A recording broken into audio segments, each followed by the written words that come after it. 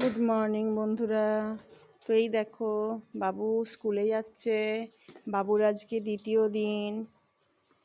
বাবু ready হয়ে গেছে, এখন বাজে 8:24।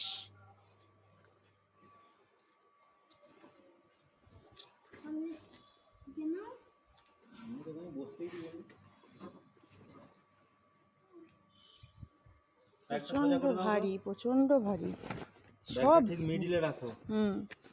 হয়েছে? মিডিলেই আছে। বাবু মন দিয়ে পড়াশোনা করো, টিচার ম্যাম যা বলবে সব শুনবে কিন্তু, ঠিক আছে? কোনো দুষ্টামি করবে না, ওকে? তাকাও, এদিকে তাকাও। টাটা।